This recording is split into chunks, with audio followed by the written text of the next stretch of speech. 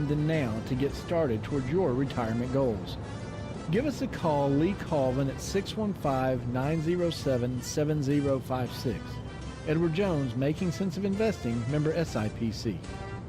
It's All That's News with Matt Lane on News Radio WGNS. The News Watch continues with an update from CBS News next. Portions of our programming have been pre-recorded. The Good Neighbor Network, WGNS Murfreesboro, W270AF Murfreesboro, W263AI Murfreesboro, Smyrna. This is CBS News on the Hour, your home for original reporting. I'm Jennifer Kuiper. No sign of Savannah Guthrie's mother, Nancy, after her disappearance from her Tucson, Arizona home last weekend. Pima County Sheriff Chris Nanos. We rushed what we thought was the best target for DNA. We did a rush through the blood on the porch. That was one we did. It came back to Nancy. The FBI is offering a $50,000 reward. CBS's Andres Gutierrez on the timeline. At 2:12 in the morning, there's software that flags movement inside the home, but investigators say that there was no video to recover. They have working with the different tech companies, one of them being Google, and at this point they have said they've exhausted every possible way to extract any video. President Trump says he wants Congress to pass funding for Homeland Security, but will not back down from his crackdown on illegal immigration. Funding for the Department of Homeland Security, which includes ICE, will run out next week unless Congress reaches an agreement. White House Press Secretary Caroline Leavitt says President Trump is open to negotiations, but only up to a point. I know Senator Schumer and Leader Jeffries sent over a very long list of demands, some of which the administration is willing to discuss. Others don't seem like they are grounded in any common sense, and they are non-starters. But Secretary Leavitt declined to elaborate. I won't negotiate from the podium. Democratic demands follow public outcry over ICE activities, especially in Minneapolis. Linda Kenyon, CBS News, the White House. Fears of a new arms race are growing with the expiration of New START, the last nuclear weapons control treaty between the U.S. and Russia.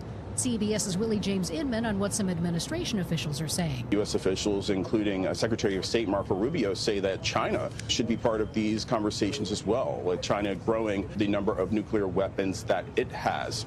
CBS's Cammie McCormick says a new survey finds many older Americans are returning to the workforce. This new AARP survey found that in the past 6 months, 7% of retirees have unretired. Almost half said their primary reason is to make money. The desire to stay active was a distant second at 14%. The survey also found nearly a quarter of older workers are concerned about losing their job. More than 2/3 think it would be difficult to find a new one right now. And over a third believe age discrimination would likely be the reason. 450,000 Chrysler vehicles are being recalled. WWJ's Jeff Gilbert. The problem is with a faulty brake light module that could cause trailer lights or brakes to fail in certain 25 and 26 model Jeeps, Rams, and Mopar trailers. That increases the risk of a crash. There have been several hundred reports of failures, but no crashes or injuries reported. Stocks closed sharply lower on Wall Street. This is CBS News. Follow and listen to the official 48 Hours After Show post-mortem on the free Odyssey app or wherever you get your podcasts. I'm Piera Palazzolo, VP of Digital Marketing for the American Management Association, a company focused on the management training skills needed to enhance the careers of business professionals. We did our research when it came to the best companies for website development and chose AmericanEagle.com. And we couldn't be happier. AmericanEagle.com worked closely with us to understand the front and back end requirements needed to launch an e-commerce website that could handle the complexities of running thousands of seminars nationwide. Our robust new website and improved SEO saw immediate increases in site traffic and web revenue. If you're in need of managerial effectiveness and success, visit our website at amanet.org. If you're in need of a website that provides an unparalleled consumer experience, I highly recommend AmericanEagle.com. Transform your business today. Dial 877-WEB-NOW1 for a free digital consultation with American Eagle. Good afternoon. We see a couple of accidents getting some attention out here, but right now it's slow traffic on 40 east and west. Over here at Fessler's, cranking up pretty good up through Madison.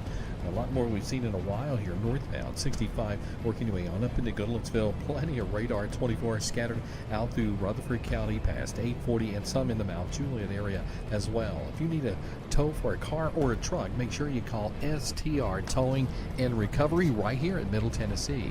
I'm Commander Chuck with your on-time traffic.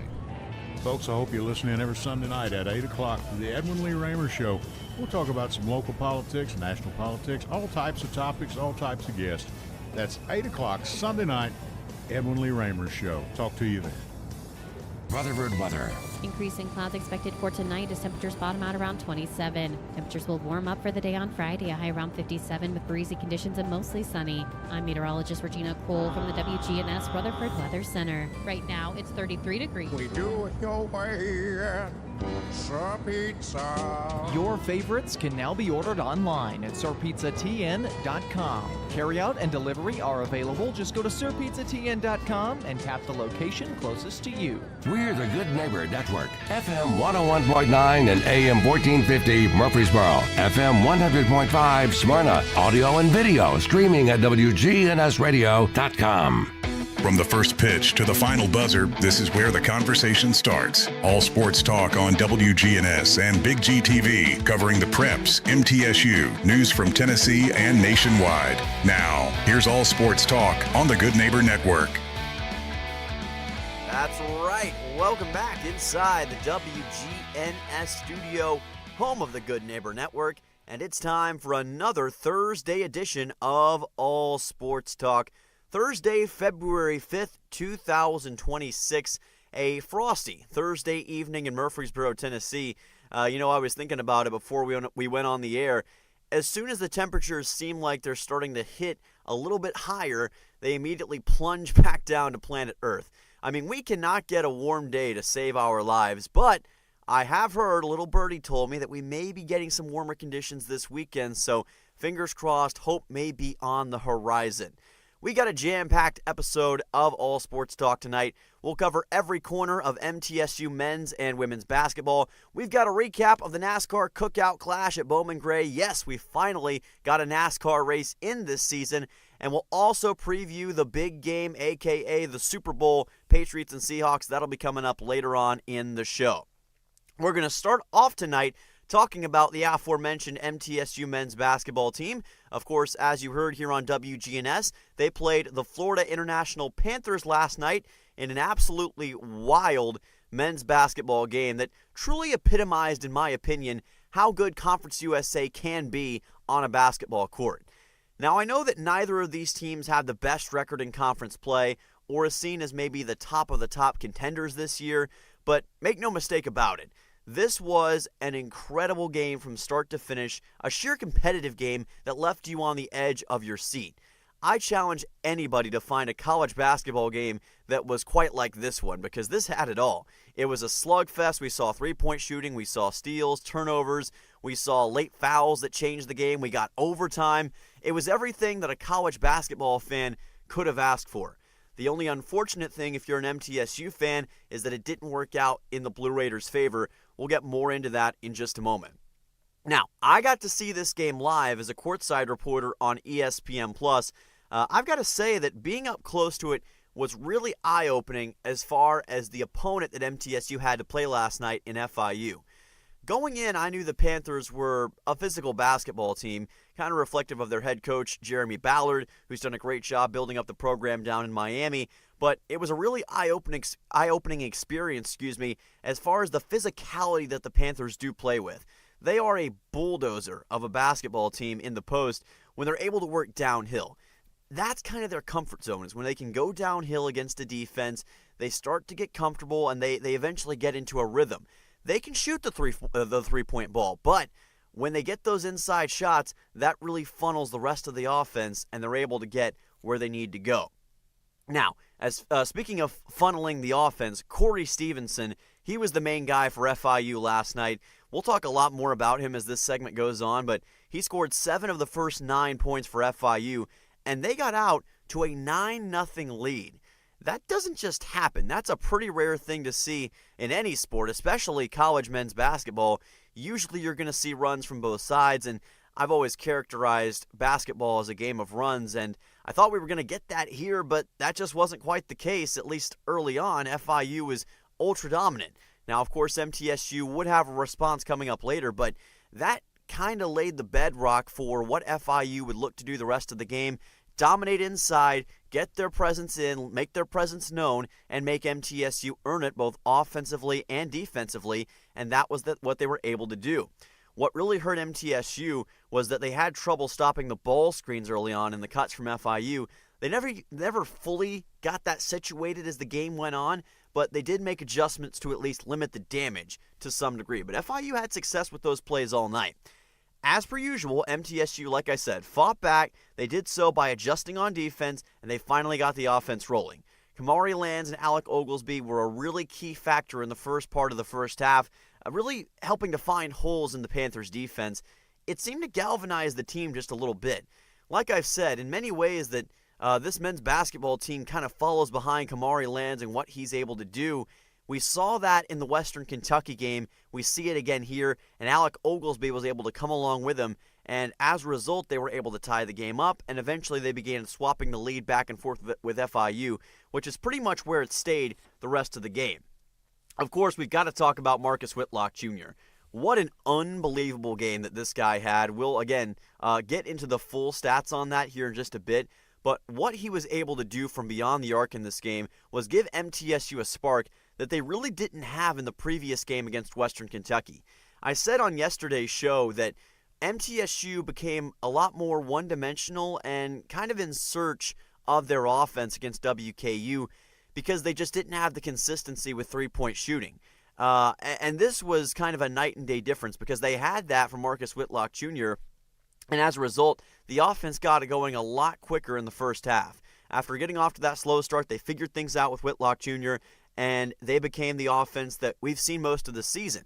And again, they are a three-point shooting first team, but they have ability to do other things. However, it's much tougher to get that opened up if you don't have that three-point game working in tandem. So eventually they got that figured out, and it worked out well for MTSU towards the end of the first half. So at the end of the first half, FIU was on top 39-38. And again, if you're a fan of games that are close, down to the wire all the way, this is certainly the game for you. And I'm going to try to get this to stick again. CUSA basketball is a different breed, and that's what we got in the second half. Now, it was a lot more of the same as far as how close these teams were. Neither could get above a 10-point difference from the opponent. And what continued to make me excited as just a general fan of basketball was how both teams managed to go on runs, but they couldn't definitively separate from the other team.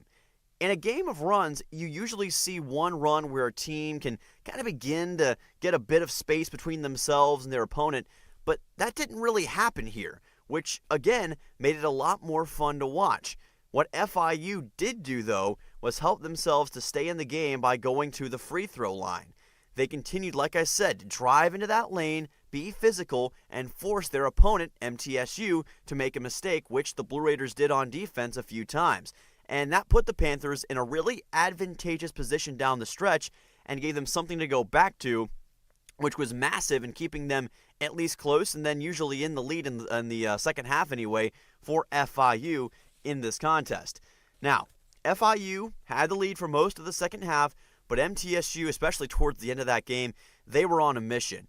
And you could tell that the sense of urgency picked up in a big way for the Blue Raiders at that point because I think they realized we don't want to drop our fourth conference game in a row. We've got to get something going here. We don't want to lose at home to FIU, especially considering FIU hadn't beaten them in that building in 5 years. So there was that writing on the game as well, and I think that sense of urgency, that will to win, that desire, came through in a big way towards the end of regulation. Marcus Whitlock Jr., career performance, he ends up with 7 3-pointers, and he made the plays late in regulation to help give MTSU the lead. A couple of huge threes right in the face of FIU's defense, and from that point forward, it looked like, as we coasted down towards the end of regulation, that MTSU is going to be able to pull this one out. Because, again, you've got Marcus Whitlock Jr. in what I'm going to call the Keyshawn Johnson mode, where you just need to give him the dang ball. 25 points in total, which is a career high. So, again, shout out to Whitlock Jr. for that. He was the X factor that put MTSU into position to win, and without that, I don't think they would have been able to keep this as close as they were throughout the majority of this game. And the crazy thing is, especially if you watched, MTSU had the victory, had it in the palm of their hand, but then a foul was committed at the last possible moment. FIU went up for a three. MTSU committed a foul. As somebody who was there in the venue, I can tell you there was a lot of confusion, a lot of people scratching their heads, wondering what happened, a lot of stunned silence, and all of a sudden FIU's going to the line for 3 free throws with an opportunity to win the game. Now, they made 2 out of 3, so it only brought it to overtime, but that is still a huge shock to the senses for MTSU. I mean, in that situation, you're thinking, we've got this game wrapped up, it's over. I think some players had already started going back to the bench, assuming that they'd won the game, only to realize, not so fast. There is a different situation going on here, and we got more basketball to play. And, man, credit to FIU. They took advantage of the situation and put themselves in position to bring the game to overtime, which was, again, the best that you could hope for in that situation. I mean, they shouldn't have had any shot to make that happen, and yet they did, and they did so by capitalizing on their free throws as they had done most of the night. So you have to give Florida International credit for that. In overtime, MTSU, from what I could tell, kind of just ran out of gas, didn't have the scoring consistency that they had from Whitlock earlier on, and without that, the offense didn't have quite the same punch that they did earlier on in the second half. Panthers continued to make their free throws. They kept going to the line. We saw a couple players from both sides foul out, and Corey Stevenson, again, took over, much like Whitlock Jr. did at the end of regulation. Stevenson did for FIU at the end of overtime. He ends up going for 34 points. That is the most points scored by a Panther since 2000 on the road, and it's also the 6th most points scored in a game in FIU history. So history was made in more ways than one here on this Wednesday night. And again, this FIU team, give them credit. They battled back. They would not be denied. A lot of teams would have folded in their situation. They did not. They found a way, and they got the victory that they needed. Here are some lingering questions for MTSU coming out of this game. How do they lock down better in the paint? Because in this game, they didn't guard the post as well as they needed to keep FIU at bay. So they've got to find a way to guard the post better and keep teams from getting open shots in the lane. Secondly, how can they generate offense from inside the arc? Nick McDevitt talked about this after the Western Kentucky game. They've got to find other ways to score outside the three-point shot, because if they can't, they're not going to be able to reach that ceiling that they want to reach. So they've got to find a way to change that around. The team knows that. The team understands that. And finally, will they get the momentum they need heading into the CUSA tournament? Obviously not in an ideal spot right now. They've lost 4 conference games in a row, trying to get their legs back underneath them. They'll have an opportunity to do so next week when they get ready for their next game, which I believe is going to be at home. I have to go back and check the schedule. But they've got to realize that, it's coming up at the end of the season, and there's only so much time left. So what do you do with the games you have, and how do you build momentum going into the CUSA tournament? They'll have to answer that very soon. But obviously a lot to talk about with MTSU men's basketball. I do have a feeling, though, that they're going to eventually respond in a big way. I have no doubt about that, and very curious to see what next week will bring. MTSU women's basketball, by the way, on the road tonight, taking on Missouri State. Huge game in terms of the CUSA standings and where the Lady Raiders may go into the postseason. MTSU is currently second in the standings behind 8-1 Louisiana Tech and above 6-2 Sam Houston. So you look at where the Lady Raiders are at. They're trying to maintain that number 2 seed. Missouri State, or Mo State, as some may call them, not too far behind. Currently sitting at 4th with a 5-3 CUSA record. So there is a world where MTSU could easily fall down to that 4th spot with a loss tonight, which is why they are really eager to go out there and get a victory. Now, the Lady Raiders are hot off the heels of 2 wins in a row against Liberty and WKU this past Saturday. Like I said on yesterday's show, that win was just an absolute demolition job against the Lady Hilltoppers. And I also said if we get that version of MTSU throughout the rest of the year, there isn't going to be any team in CUSA that's going to be able to stop them. And I'm holding to that. I think if they play like that tonight against Missouri State, they will win this game, and they could win this game going away. But It's a lot easier said than done, and those kinds of performances are very, very difficult to replicate.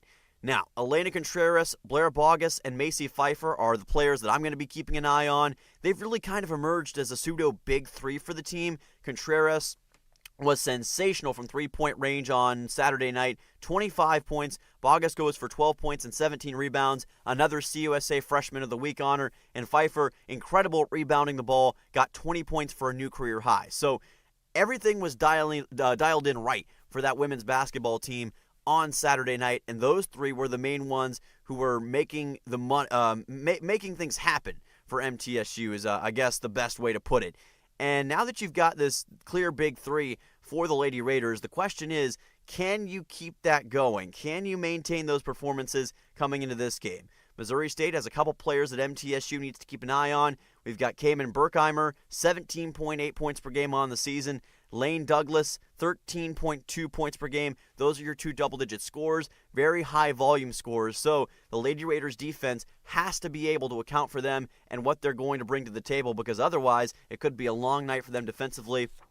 But I'm sure that both Coach Rick and Matt Insel have them ready to go from that standpoint. So should be fun. That'll air here on WGNS. Pregame at 6, tip-off at 6:30.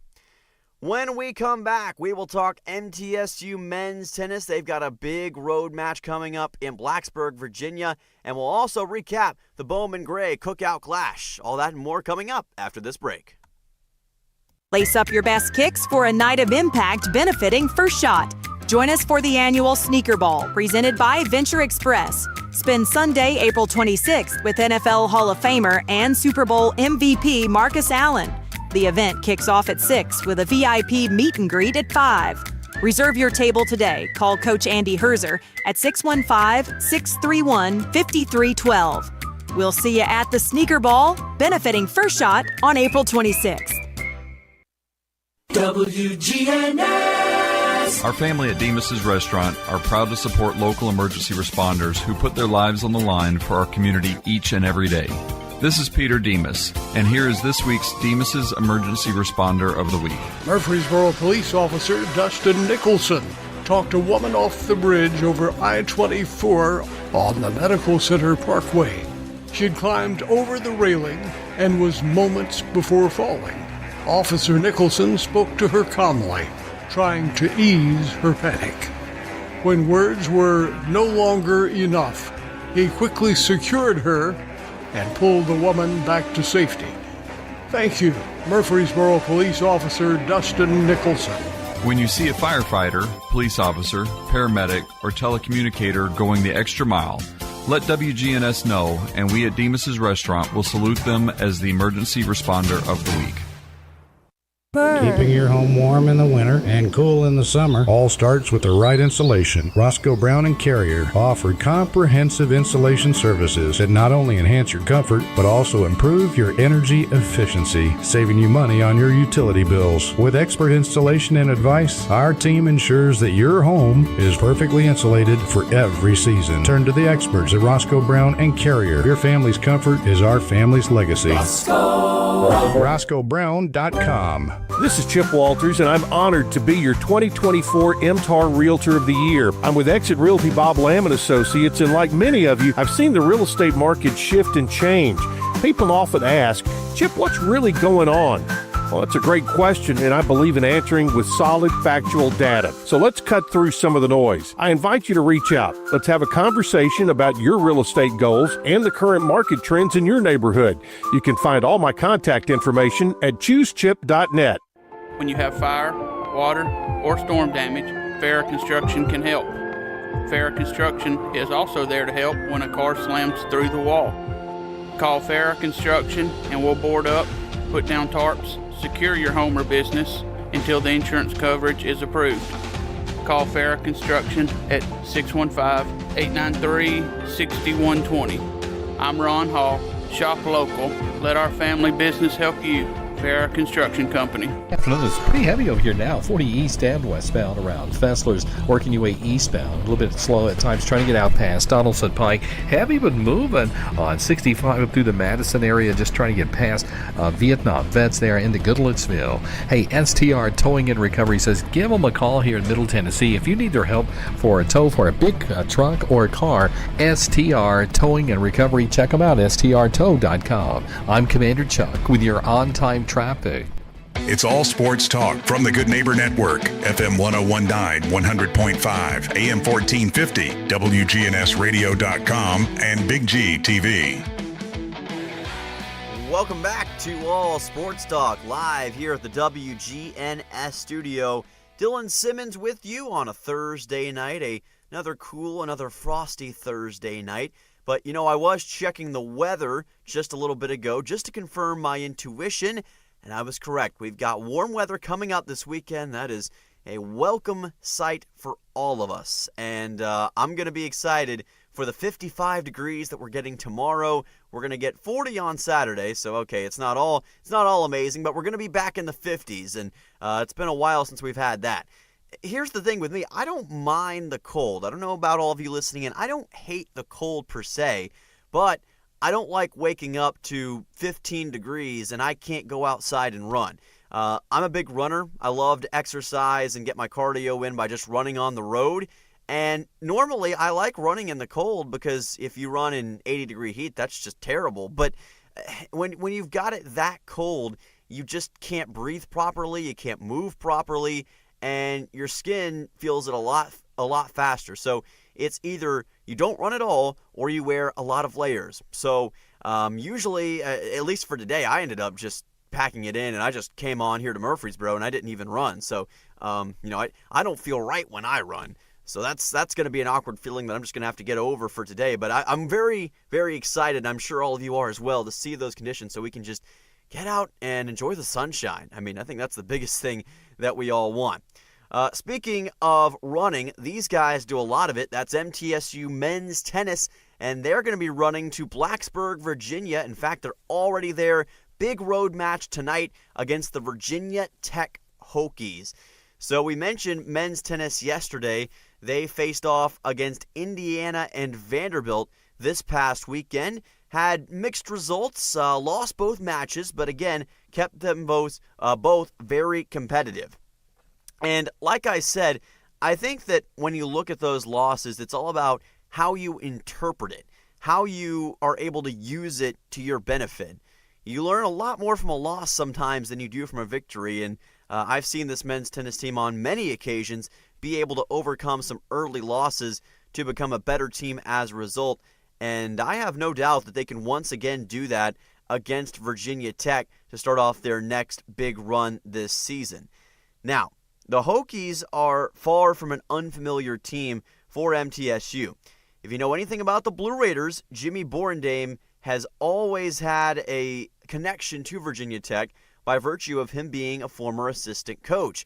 So he has scheduled Virginia Tech several years in a row, if I'm not mistaken. I'm not sure if they were on the schedule last year, but this is not an uncommon opponent. In many ways, it's not to say it's a budding rivalry, but these two teams know each other. They have familiarity, and Jimmy Borendame has plenty of familiarity with Virginia Tech as well.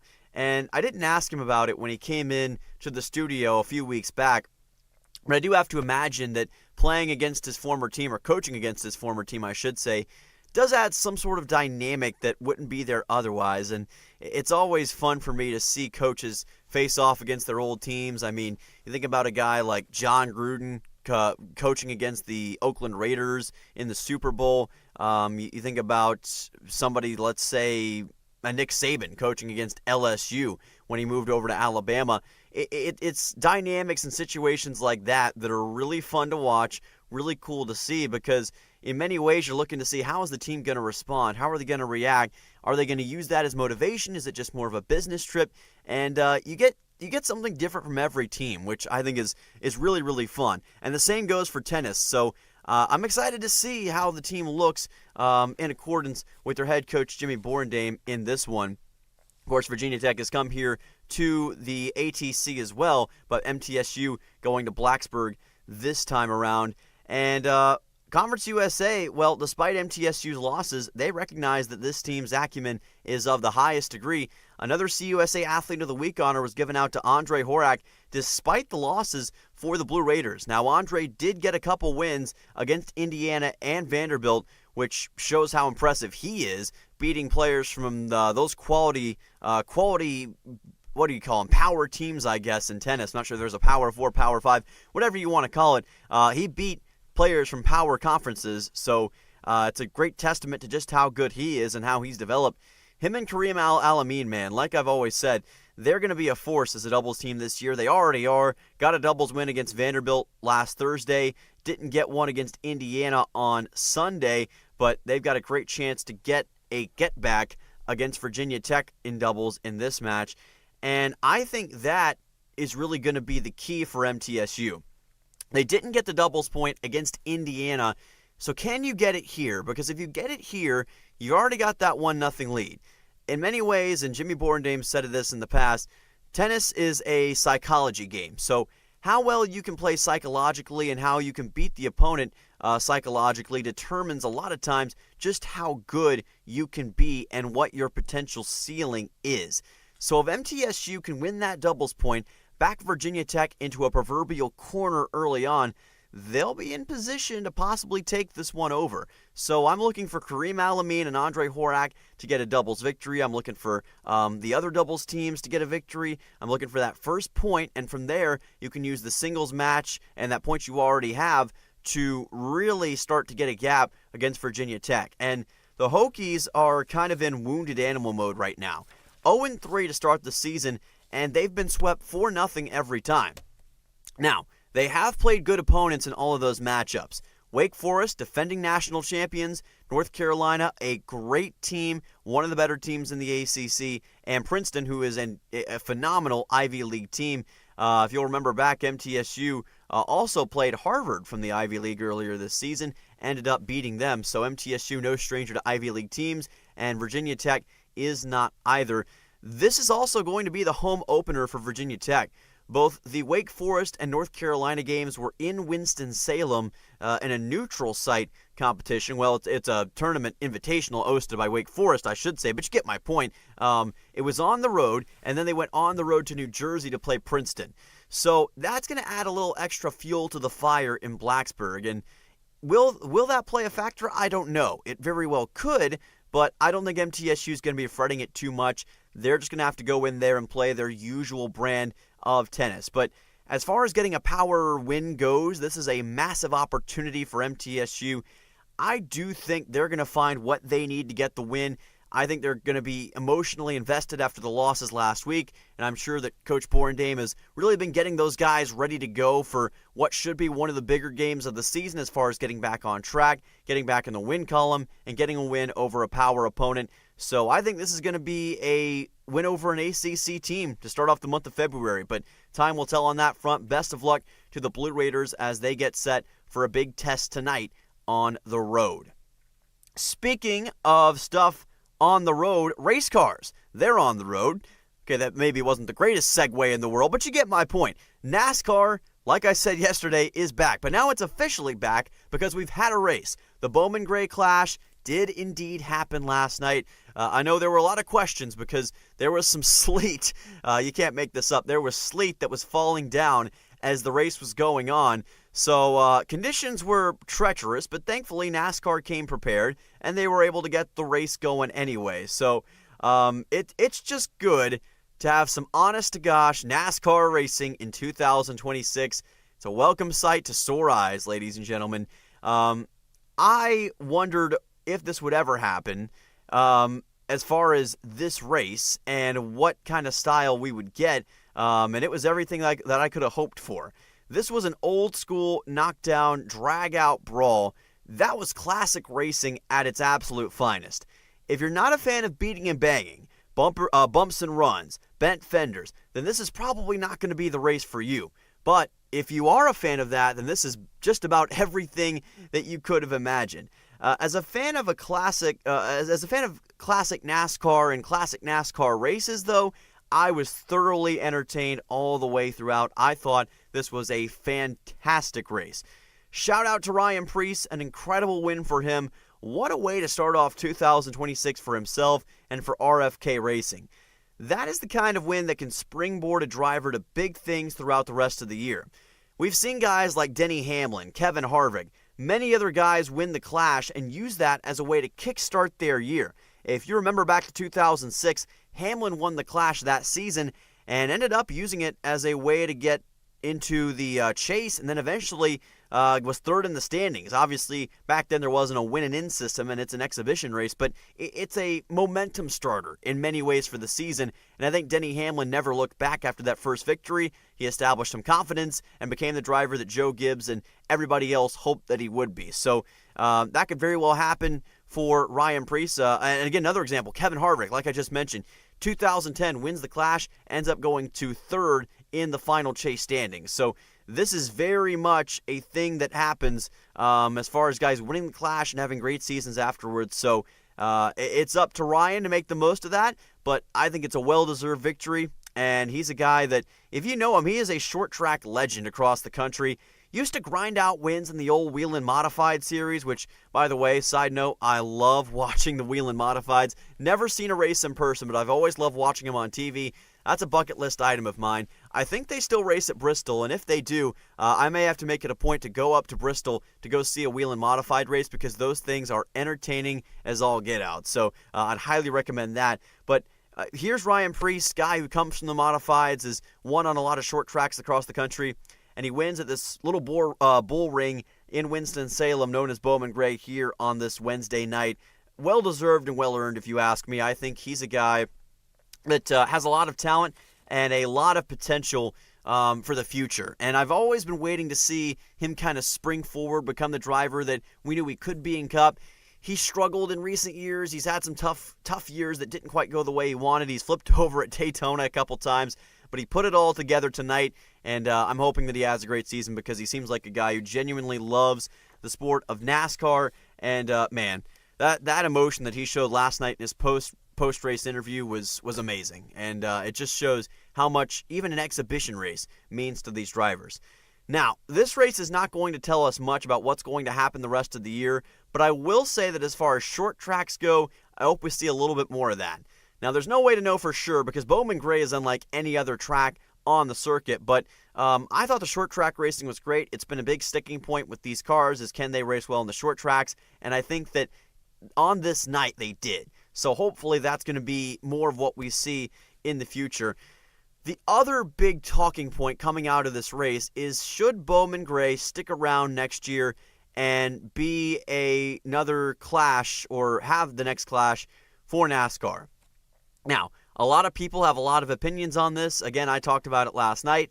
I don't think this race did anything to hinder that, but I do understand the weather argument. Obviously, you don't want to put yourself in a bad position when it comes to the weather. This race inadvertently did, because of all the snow and sleet and rain and everything that fell down, postponing the race multiple days. You don't want to have that sort of situation again. You want to make sure that you run the race on its intended date, if at all possible. So, again, like I said last night, I'll bring it again to the forefront. I would have the Clash be run at Daytona again, but I don't want it on the Superspeedway. The last Clash on the Superspeedway showed us that it probably isn't the best idea, because all we did was we wrecked a bunch of cars. Most of the field, heck, all of the field was caught up in wrecks. The guy who won had a car that, as Mike Joyce said, was ready for the dumpster in Christopher Bell. Excuse me. So, yeah, I don't think that we have to do that again. Or was that Eric Jones? I think it was actually Eric Jones. My apologies. Memory's a little foggy today, if you can't tell. But I think we can have it at Daytona. Like I said, the backstretch, super stretch, short track that we had the K&Ns and Modifieds race on a few years back, I think we do that again for the Cup Series, bring in some temporary grandstands on the backstretch and make it work, because I think it could be a really fun race. You could set up some temporary inside walls, barriers, whatever the case may be. Have it be a 200-lap shootout or something like that, and I think it could be really special. So I don't know if that's the way NASCAR is going to go. If they want to keep Bowman Gray, I'm not going to hate the idea. It just means that the race may be in flux in the future as far as the weather goes, because, again, North Carolina, especially that close to the mountains in February, it's always going to be a roll of the dice. But I'm hoping that either way we keep this short track spirit alive and don't get rid of Bowman Gray.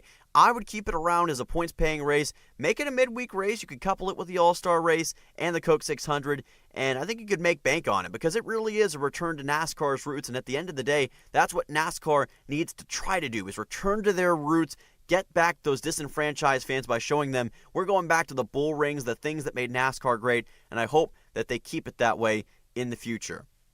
All right, folks, when we come back, Super Bowl preview, Seahawks and Patriots. We'll have all of the intel coming your way and the Blue Raider Insider Report. All that and more after this break on All Sports Talk. If someone asked, what's your more? Would you be surprised? Well, at First Bank, knowing your more is where we start. Whether it's seeing your kid's college graduation, seeing the world, or seeing the ocean from your patio, your more helps us see who you are. That's why First Bank offers you more time, more access to local lenders and leaders, more answers, and more products. So tell us, what's your more? First Bank. Bank local. Get more. Member FDIC. In Rutherford County, you know how much it means to have neighbors you can count on. I'm State Farm Agent Andy Wommel, here to help life go right when you combine home and auto insurance. Call me today at 615-890-0850 and let me save you money and time. Your home, your auto, together they're where life happens. I'm State Farm Agent Andy Wommel. It's smart to protect them together to help life go right. Give me a call at 615-890-0850 and let me help you save by combining your home and auto. You've changed thousands of diapers, cut off hundreds of crusts, played hours of peekaboo and duck, duck, goose because you do anything for your kids. That's why it's so important to protect them with life insurance from State Farm. Hello, I'm State Farm Agent Deb Insel, and I can help make it easy and affordable to help you protect your family no matter what the future holds. Because for the people you do anything for, life insurance could mean everything. Like a good neighbor, State Farm is there. Hi, this is Wade Hayes of Toots Restaurants, and our family would like to thank this community for supporting Toots for 40 years. Head over to Toots.com for our daily specials, our menu, and all of our locations. Check out our Kids Club for some extra deals. Thank you to our patrons and customers. Thank you for dining with us since 1985. Thank you, Rutherford County. Thank you for dining with us for 40 years. Toots. Good food and fun. Next on All Sports Talk, it's the Blue Raider Insider Report with Chip Walters of Exit Realty, Bob Lamb & Associates. Well, good afternoon, everybody. It was a heartbreaker at Murphy Center last night. Middle came up just short against Conference USA foe FIU at the Murphy Center, 88-84 in overtime. It dropped the Blue Raider record to 11-11 overall and 5-6 in the league. The game started with FIU on a 9-0 scoring run. Kamari Lands then helped lead a 7-0 run by Middle, and it was that way all night long, just run after run on either side. Marcus Whitlock caught fire, had 11 points at halftime, ended up with 25. In the second half, Land struck again and led. He was the second Blue Raider in double-figure scoring. The Panthers took a 7-point lead into the final 5 minutes of the game, and the Blue Raiders held the lead for just under 5.5 minutes all game. Whitlock had a three-pointer, tied the game with just under 2 minutes to play. Javin Carter helped the Blue Raiders get a 2-point lead at the free throw line, and the Raiders would go on to send the Panthers to the free throw line for 3 shots, where FIU's Britt Harris would make 2 of 3 to send it to overtime. That foul, with 0.2 of a second left in regulation, somewhat controversial. If you took a look at it, you have your opinion on it. I have my opinion on it as well. But anyway, the Blue Raiders now have to get that behind them and head out to Delaware on Saturday for a noon tip-off Central Time against the Blue Hens. It'll be only the second matchup ever between the two. Coming up in Conference USA tonight, Jacksonville State will be at Western Kentucky. That's an 8 o'clock game on CBS. And coming up on Saturday, in addition to Middle and Delaware, you've got Missouri State at Liberty, Sam Houston at Louisiana Tech, FIU at Western, Kennesaw State at Jacksonville State, and New Mexico State at UTEP. The standings after last night: Liberty 11-0, Sam Houston 8-4, Missouri State 7-4, Jack State 6-4, Kennesaw State 6-5. Then you've got Middle, Louisiana Tech, and Western Kentucky all 5-6. FIU's 4-7. New Mexico State and UTEP are 4-8, and Delaware right now is at 2-9. Lady Raiders getting ready for their action tonight at Great Southern Bank Arena in Springfield, Missouri, against the Missouri State Tigers. It is Missouri State Bears, I should say.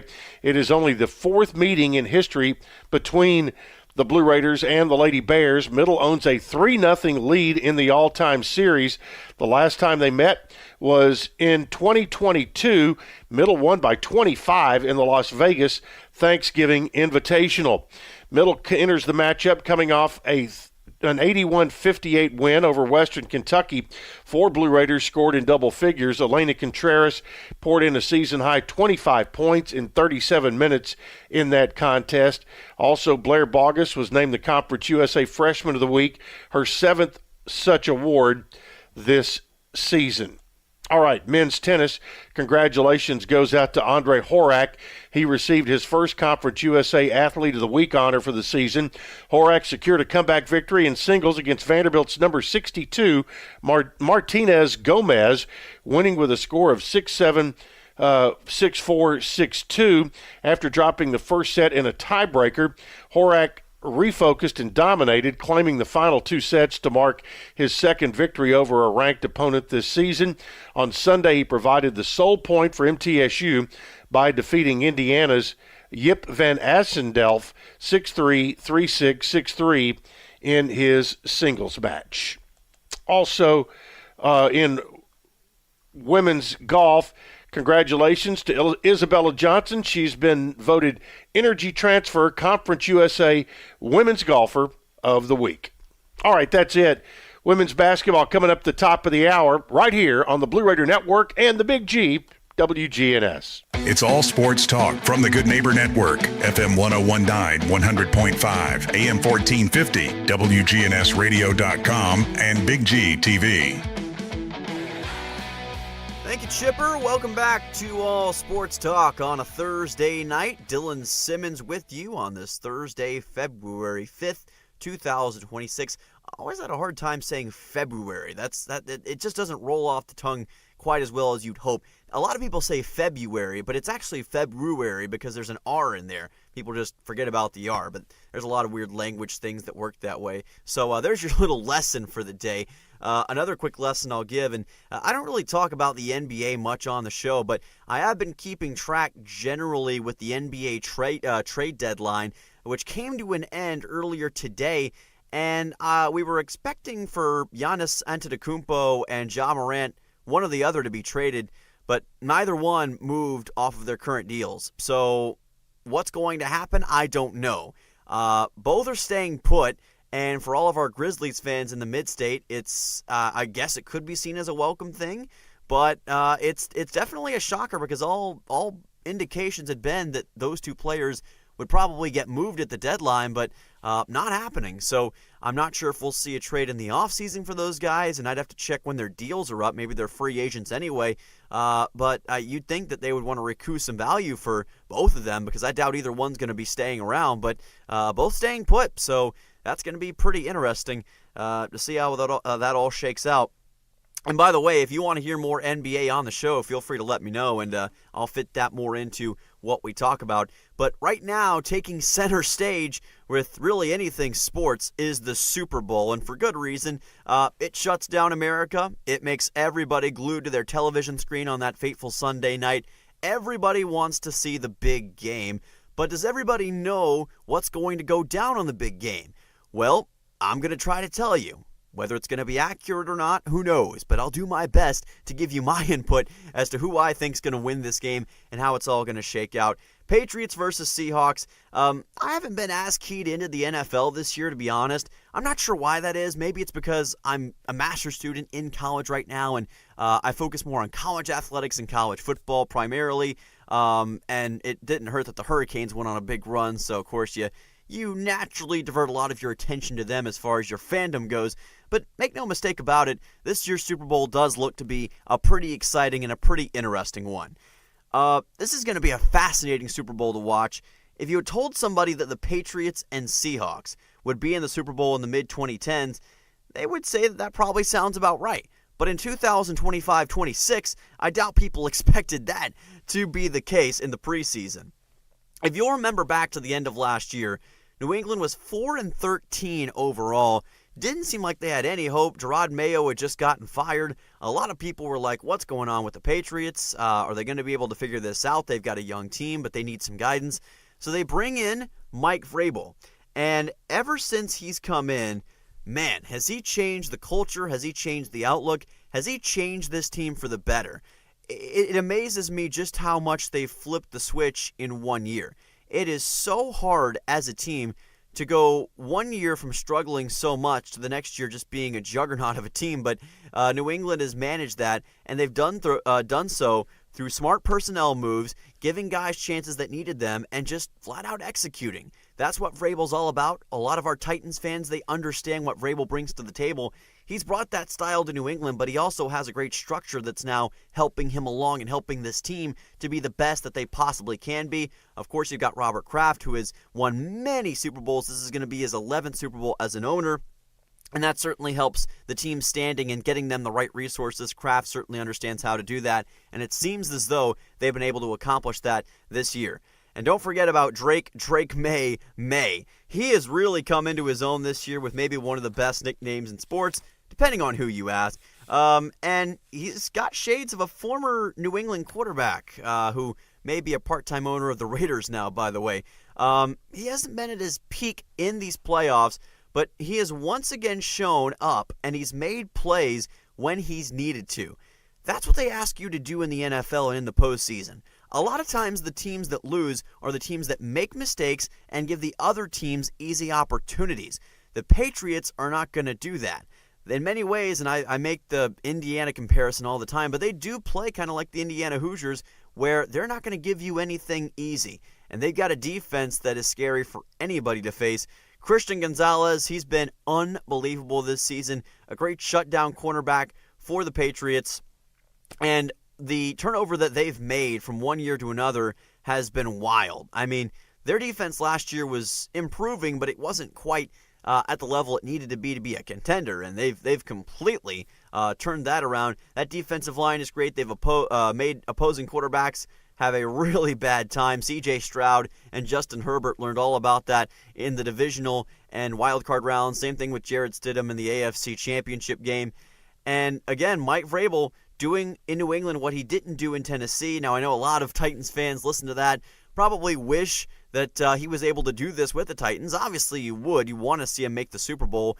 And if you feel that way, I understand. I absolutely get it. But I think you can still be happy for the guy. And year one in New England, he's done some sensational stuff for his former team that he was on as a player not that long ago. He played with the Brady Patriots, was a part of that dynasty. So he understands what it takes to win, and he understands what it takes to win New England. And that seems to be what we're getting here so far this year for the Patriots. And I know the playoff record doesn't look the best. They've cut some games close. They had the Texans game where it was kind of sloppy, very rainy and snowy towards the end, but they end up pulling out the win. The Chargers just got dominated on the offensive line, and of course they won barely in the snow against the Broncos and a backup quarterback, but you got to play the games that are in front of you, and the Patriots have won all those games. So make no mistake, they've earned their spot in this year's Super Bowl.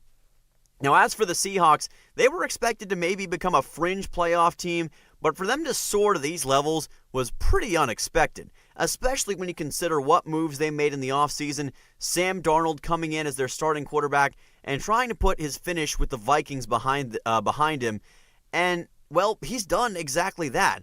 When he came out of the draft in 2018, going way back, I think a lot of people, in fact, I know a lot of people thought that he was going to be able to take over the league, be this big-time superstar player, and be a face of the NFL right from the get-go. Unfortunately, he went to the Jets, which is all I'm going to say about that. But to be more serious about it, when you put a player in a situation where they're not given the tools to succeed, sometimes it ends up working against them and they can't quite reach that full potential that we know they're capable of.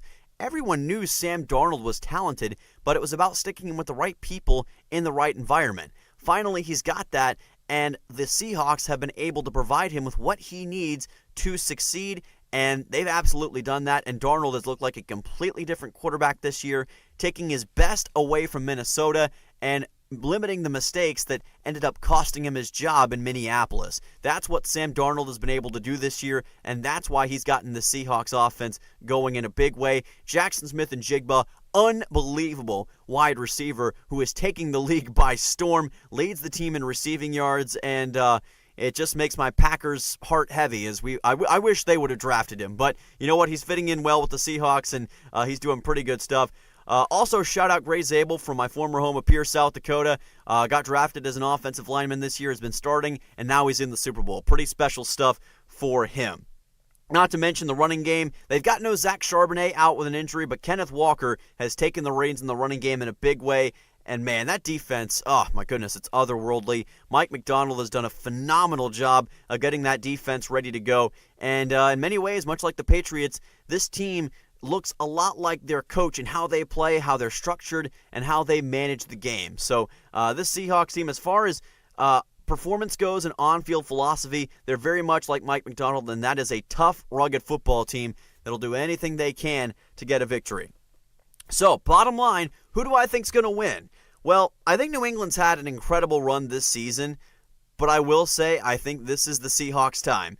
I just think they've been the sharper team overall. They've also been tested. I just think in general the NFC was a better conference than the AFC this year, so the Seahawks have had to play some of the best of the best.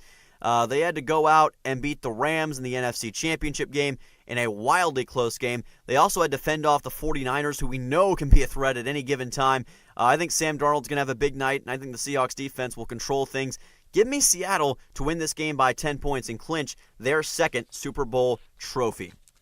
Well, that is going to do it for this week's edition of All Sports Talk on Thursday.